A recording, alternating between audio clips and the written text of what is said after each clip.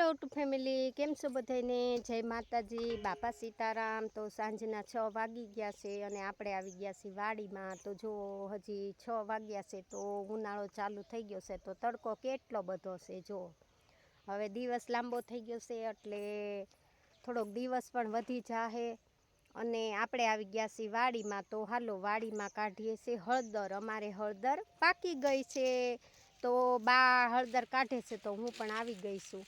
તો બા શું કરે છે આપણે જોઈએ, હળદર કાઢે છે કેવી રીતની અમે હળદર કાઢીએ છીએ। તો તમે જોડાઈ જાઓ અમારા વિડીયોમાં હળદર જોવા। તો હાલો આપણે હળદર અમે ઘણી બધી કાઢી લીધેલી છે। આ છેલ્લી વેલી આટલી હળદર છે તો અમે લોકો હળદર કાઢીએ છીએ। તો ઓલી વાડીમાંથી એ પણ કાઢી લીધી છે અને એક બીજી વાડીમાં હતી એ પણ કાઢી લીધી છે અને આટલી હવે થોડીક હળદર રહી છે। તો એમ થયું હાલો આપણે નાનો એવો એક બ્લોક બનાવી નાખી હળદરનો। હળદર અમે વાવી હતી તો અમારે પાકી ગઈ છે તો હાલો કેવી હળદર છે આપણે જોઈએ અને કાઢીએ। તો હાલો બાને પૂછી, શું કરો છો બા? બા શું કરો છો? હળદર કાઢું। જો બા મારા હળદર કાઢે છે અને હું પણ આવી ગઈ છું। તો જો કેવી રીતની અમે હળદર કાઢી છે। કાબા બા તમે ખોદતા જાઓ ને હું લાવો ગાંઠિયા ભાંગતી જાઓ। તો જો અમારે બા કોદાળીએ પણ મારા હાથમાં ફોન છે, વિડીયો ઉતારું છું એટલે તમે ખોદતા જાઓ હું કાઢતી જાઉં। બેહો તે બાદ બેહો હાલો। તો અમારા બા છે ને કહે છે ઓલપા બેહો અને આ હળદર હું તમને હમણાં બતાવીશ કે કેવી હળદર અમે કાઢીએ છીએ કેવી રીતની। તો જુઓ અમારા બા હળદર કાઢતા જાય છે અને હું છે ને ભાંગતી જાઉં છું હળદર, પણ એક વિડીયો બનાવી નાખી પછી ભાંગું। તો એમ થયું કે હાલો તો જો અમે આવી રીતની ખોદી અને બા ભાંગી ગઈ।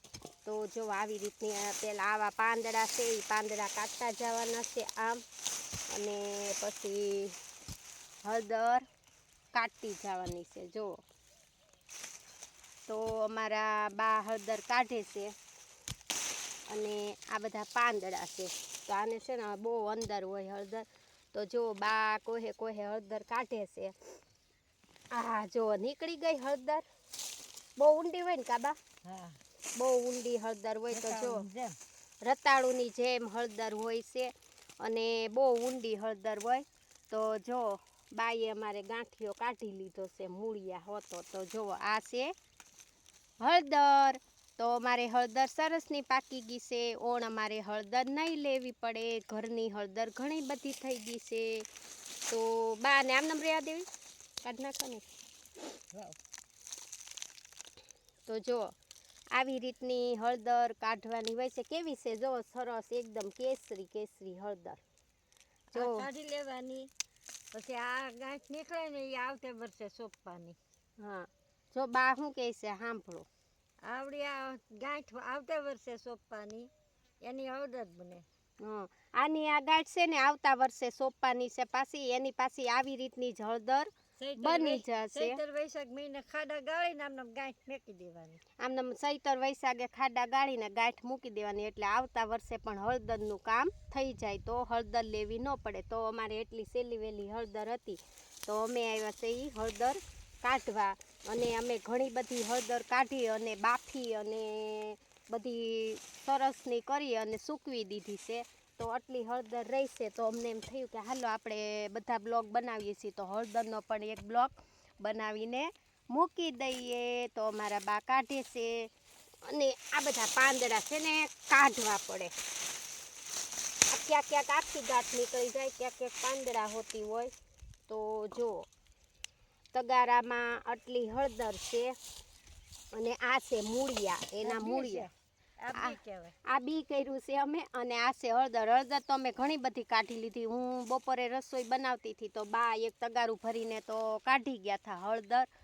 તો થોડીક રહીશે તો મેં બાને કીધું બા વિડીયો બનાવવો છે આપણે હળદરનો, તે બાકી હાલો જાય।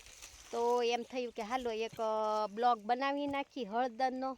તો જુઓ આવી રીતની બહુ ઊંડી હોય હળદર એટલે કોહે એને કાઢવી પડે હળદરને। તો જુઓ કેવી રીતનો ગાંઠિયો નીકળે છે, તમે જોજો। તો જુઓ આવી રીતની બધી હળદર હોય છે। અને આવી રીતનું ઓલામાં છે બા. તો આવી રીતના ગાંઠિયા હળદરના નીકળે છે. હળદર હોય છે બહુ ઊંડી. તો જુઓ મૂળિયા હોતી હળદર. પછી આને આ બધી કાપી નાખવાની છે આમ, અને હાથ પણ પીળા થઈ જાય છે. તો જુઓ એકદમ સરસની હળદર નીકળે છે. અને હવે અમે એને લઈ જઈશું ઘરે. પછી ધોઈ નાખ્યું, ધોઈ અને પછી એને છે ને બાફવા મૂકશું. બાફી અને પછી એને ગોળ ગોળ કટિંગ કરશું. પછી સૂકવી દેવું અને પછી અમે હળદર દળશું. કેમ કે બાફીએ ને તો જ હળદર હારી રહી ને બા. આને છે ને બાફી બહુ પડે. હા, સુધારવામાં હારી પડે, એકદમ પોસી રહે.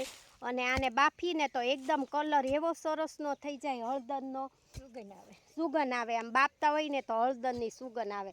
તો અમે ઘરની હળદર વણ કરી લીધી છે, તો હળદર નહીં લેવી પડે. તો એમ થયું હાલો આપણે હળદરનો એક વિડીયો બનાવી નાખીએ. તો ઘણી બધી હળદર તો અમે લઈ લીધી છે. હવે થોડીક અમથી જ હળદર રહેશે. તો બાકી હા હું બાને કહેવાનું બા આપણે એક વિડીયો બનાવી નાખી, બાકી બનાવી નાખો. તો જુઓ અમે હળદર કાઢી લીધી છે. આ સેલી વેલી હળદર છે. તો હું તમને બતાવું છું કેટલી કેસરી સરસની હળદર છે. તમે જોઈ શકો છો હળદર. તો આ છે હળદર. તો અમારે ઘરની હળદર વણ થઈ ગઈ છે, તમે જોઈ શકો છો. તો એમ થયું હાલો આપણે હળદર કાઢીએ છીએ તો નાનો એવો એક બ્લોક બનાવીને મૂકી દઈએ. તો વિડીયો ગમે તો લાઈક કોમેન્ટ કરજો બધા. અને આવજો અમારી વાડીએ હળદર ખાવા લીલી આવતા વર્ષે.